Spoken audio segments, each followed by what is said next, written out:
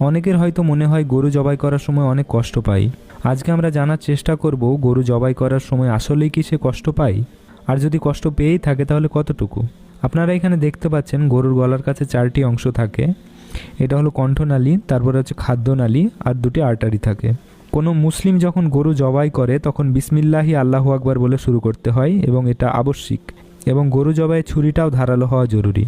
প্রথমে যখন গরুর গলার চামড়া কাটে তখন গরু ব্যথা পায়, এবং তারপর যখন এই 4টি অংশ কেটে যায় তারপর থেকে সে আর ব্যথা পায় না। 4টি অংশ কি কি? একটা হলো কণ্ঠনালী, 2 নম্বর হচ্ছে খাদ্যনালী, আর 2টো আর্টারি। 4টি অংশ কেটে যাওয়ার পর ব্যথা করে না, কারণ ওই 4টি অংশ কেটে দেওয়ার পর প্রাণীটি তার জ্ঞান হারিয়ে ফেলে। কারণ এই ভেনগুলি কেটে দেওয়ার পর অনেক পরিমাণ রক্ত বের হয়, এবং রক্ত বের হওয়ার জন্য তার রক্তচাপের অনেক পরিবর্তন হয়।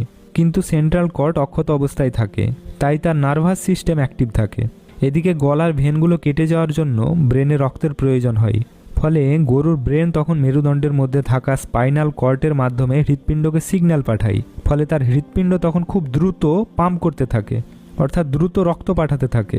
কিন্তু রক্ত তখন আর ব্রেনে পৌঁছায় না, বাইরে বেরিয়ে যায়। কারণ ওই ভেনগুলোই কাটা হয়ে গেছে। ফলে হয় কি, তখন দেহের সমস্ত রক্ত 7 থেকে 10 মিনিটের মধ্যে বাইরে বেরিয়ে যায়। তাই যখনই গরু জবাই করা হয়, গরু জবাইয়ের পর 7 থেকে 10 মিনিট গরুটিকে তার নিজের অবস্থায় ছেড়ে দেওয়া উচিত। অনেকে গরু জবাইয়ের পর তার মেরুদণ্ডের স্পাইনাল কর্টেক্সকে কেটে দেয়। তাতে হয় কি, তার হার্ট পাম্প করা বন্ধ করে দেয়, অর্থাৎ হার্ট অ্যাটাক হয়। আর হার্ট পাম্প করা বন্ধ করে দিলে শরীরের সমস্ত রক্ত বাইরে বেরিয়ে আসতে পারে না। ফলে সেই মাংস যদি ভালোভাবে রান্না না করা হয় তাহলে কিন্তু শরীরের অনেক রোগ সৃষ্টি হতে পারে। তাই সাবধান এবং সতর্ক থাকবেন। ইসলামিক পদ্ধতিতে সঠিকভাবে গরুকে জবাই করবেন। আল্লাহ আমাদের সবাইকে কোরআন এবং সুন্নাহ মোতাবেক চলার তৌফিক দান করুন। আমিন।